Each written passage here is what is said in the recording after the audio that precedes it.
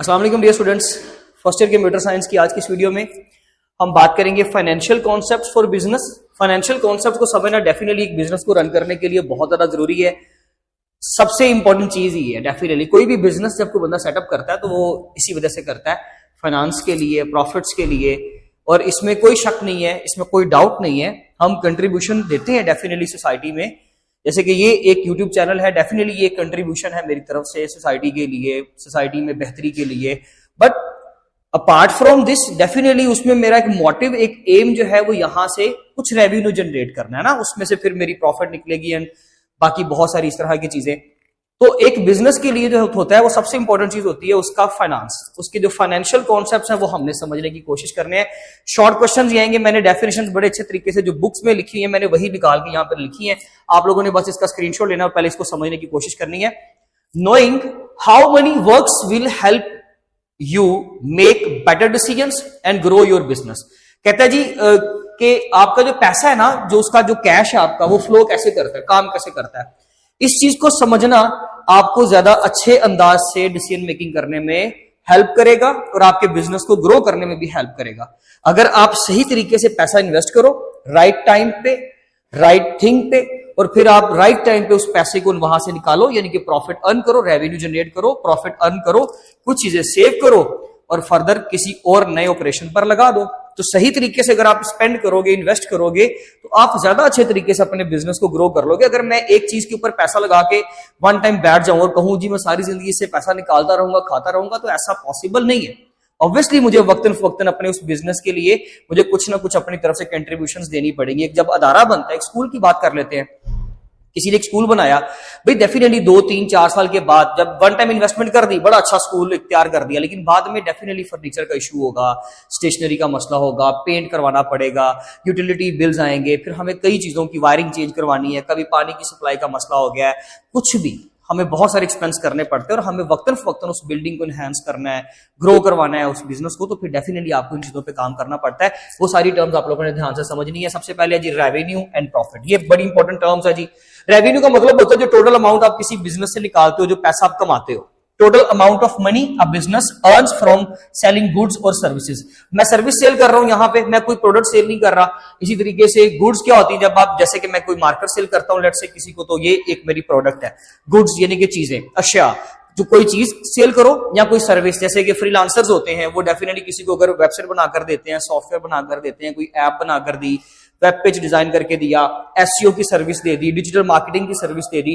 तो ये सारी सर्विसेज हैं, ये गुड्स नहीं है, इनके फिजिकली कोई प्रोडक्ट वहां पे एग्जिस्ट नहीं करती। तो इन चीजों को बेचने के बाद, सर्विस बेचें या कोई चीज बेचें फिजिकल में, अगर उससे जो हमने पैसा कमाया उसको हम क्या बोलते हैं, रेवेन्यू। एग्जांपल क्या है, a shop in Lahore sells 100 school bags at ₹500। भाई एक लाहौर में एक दुकान है, उसने 100 बैग बेचे हैं, कितने में, 500 रुपए में ईच, फॉर ईच। तो 100 मल्टीप्लाई बाय 500, तो कितना आंसर निकला है जी,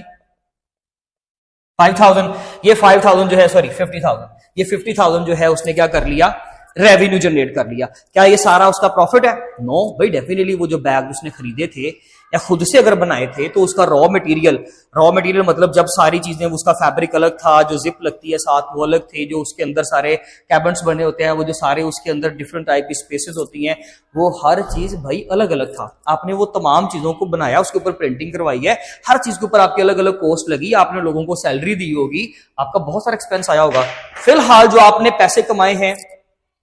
ये सारा, ये आपका रेवेन्यू है जो टोटल आपने कमा लिया, ठीक है। इसी में आपकी कॉस्ट भी आपने निकालनी है, लोगों की सैलरी भी निकालनी है जिनसे बनवाए हैं या जिनसे खरीदे हैं, या जो अगर आपने खुद भी तैयार करवाया तो ये सारे रेवेन्यू के बाद हम चलते हैं प्रॉफिट के ऊपर। प्रॉफिट क्या होता है, money left after subtracting all the cost of running business. उस चलते हुए बिजनेस में भाई अगर आप जितना भी आपकी कॉस्ट आई है ना, आप उस पूरे पैसों में से, उन सारे पैसों में से, टोटल अमाउंट में से कॉस्ट निकाल दो, जो पीछे पैसे बच जाएंगे वो आपकी प्रॉफिट होगी। मिसाल के तौर पे कि अगर इसको बनाने में, इन चीजों को तैयार करने में जो कॉस्ट, जैसे कि सैलरी की कॉस्ट, जगह का रेंट भी था, 1 महीना लगा सपोज करें 100 बैग मैन्युफैक्चर करने में, मिसाल दे रहा हूं, तो एक महीने की सैलरी, उस जगह का जो यूटिलिटीज के खर्चे थे सारे, बिल, बिजली, गैस, जो भी चीजें थी सारी, उनका खर्चा, ठीक है। फिर उसको पिक करना, ड्रॉप करना, उसके लिए अगर आपको कोई वहां पे अगर आपका कोई एक्सपेंस हुआ है तो ये सारी जो आपके एक्सपेंसेस हैं ये सारे आपका कॉस्ट होती है, ठीक है जी। उस कॉस्ट को लेट्स से वो कहता है कि जी मिसाल के तौर पे वो कॉस्ट कितनी थी 30,000, तो आपने प्रॉफिट कैसे निकालना है, अपने टोटल रेवेन्यू में से कॉस्ट को निकाल दो। टोटल रेवेन्यू कितना किया 50,000 में से 30,000 को माइनस कर दो, 20,000 रुपीज पीछे बच गए, ये आपका प्रॉफिट है। एक्सपेंसेस एंड बजटिंग, हम लोगों को एक्सपेंस कैसे पता चलेगा और बजट क्या होता है, उन चीजों के बारे में बात करते हैं। एक्सपेंस की अगर बात करें,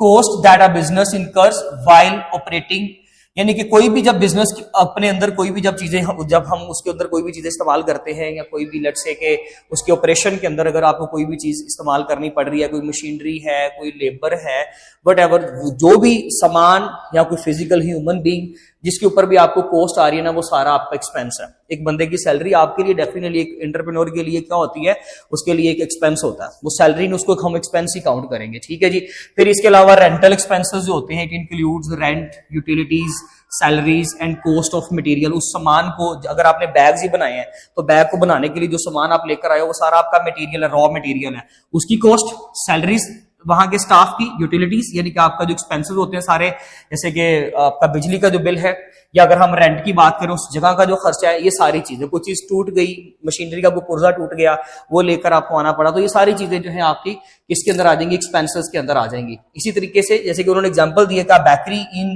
रावलपिंडी हैव बजट, तो उसने पूरी लाइन लिखी हुई है वहां पे, उसका क्या बजट है जी, जरा देखें। रेंट का बजट उसका कितना है जी, 2 लाख। इंग्रेडिएंट्स यानी कि जो रॉ मटेरियल लेकर आते हैं उसका खर्चा कितना, एक्सपेंस कितना है, 1,50,000। सैलरीज कितनी है जी, 2,50,000। इसी तरह से यूटिलिटीज 1,50,000। टोटल जब हमने बजट बनाया ना, टोटल बजट जो उसका एक्सपेंस आना है, जो उसने खर्चा करना है, वो कितना है 750, यानी कि 7,50,000। अब इसका ये मतलब हुआ, अब यहीं पे हमने डिसीजन करना है कि भाई जो मैंने बजट बनाया उस रेवेन्यू के बाद जो मैं रेवेन्यू अर्न कर रहा हूं, क्या वो मेरा बजट सारा निकल रहा है? अगर तो निकल रहा है तो इसका मतलब है कि ठीक है, मतलब उसके ऊपर जितने भी पैसे बच रहे हैं मुझे प्रॉफिट हो रहा है। अदरवाइज अगर मेरा बजट भी पूरा नहीं हो रहा, मेरे बजट से कम रेवेन्यू निकल रहा है, तो मतलब कहीं ना कहीं लॉस हो रहा है, कहीं ना कहीं कोई इशू आ रहा है, या तो प्रोडक्ट कम पैसों पर जा रही है या किसी भी तरह का कोई इशू आ रहा है। तो इस तरीके से हम लोगों को एक्सपेंस निकालना, बजटिंग निकालना आनी चाहिए। अब बात करते हैं इन्वेस्टमेंट एंड सेविंग्स की। अगर हम इन्वेस्टमेंट की बात करें तो जो पैसा हम किसी चीज के ऊपर लगाते हैं, लेट्स से जो हमारी बुक के अकॉर्डिंग एग्जांपल है, वो कहता है कि हमने इन्वेंट्री यानी कि सामान खरीदा किसी भी चीज के लिए, हमने 50,000 रुपए की वो चीज खरीद ली, तो वो मेरी क्या है, इन्वेस्टमेंट, जिसके ऊपर मेरी एक्सपेक्टेशंस क्या है कि मैं उन प्रोडक्ट्स को बनाने के बाद जब सेल करूंगा तो वहां से पैसे जो अर्न करूंगा, मेरे कॉस्ट निकालने के बाद जो पैसे बचेंगे वो मेरी क्या होगी, प्रॉफिट। उस प्रॉफिट में से अगर मैं वक्तन फवक्तन कुछ चीजें मंथली कुछ पैसे जो है वो अगर मैं साइड पे सेव करता जाता हूं, that will be my saving, वो मेरी क्या होंगी जी, सेविंग्स, जिसको फर्दर मैं चाहूं तो अपनी जात पे खर्च कर लूं, या कल को उसी बिजनेस पे लगा दूं, कोई नई मशीन ले आऊं, कोई नया लेट्स से कोई वहां पर एक मैं बिल्डिंग के अंदर ही एक नया रूम बना लूं, वहां पर कोई ऑपरेशनल टास्क शुरू कर दूं, तो वो मेरी सेविंग जो है वो बिजनेस की बेहतरी के लिए भी यूज हो सकती है और मेरी अपनी जात के ऊपर भी खर्चा हो सकता है। इसके अलावा लोन्स एंड इंटरेस्ट, अगर कभी आपने बिजनेस में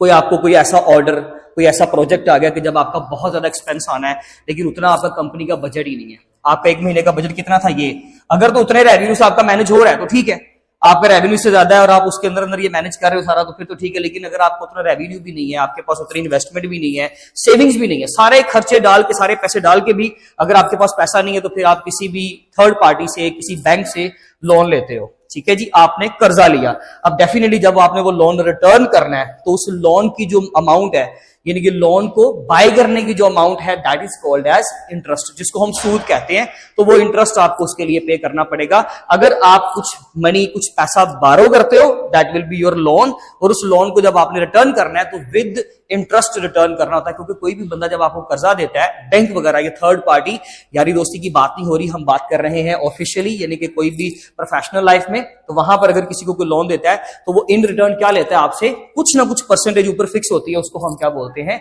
इंटरेस्ट बोलते हैं। ये सारी टर्म्स की अंडरस्टैंडिंग आपको होनी चाहिए ताकि आपके पास फाइनेंशियल कॉन्सेप्ट स्ट्रांग होंगे तो आपका बिजनेस भी अच्छे तरीके से ग्रूम करेगा और ग्रो करेगा। आप इसका स्क्रीनशॉट ले लें, इंशाल्लाह मिलेंगे अपनी नेक्स्ट वीडियो में, तब तक अपना बहुत ज्यादा ख्याल रखें। Thank you so much, Allah Hafiz.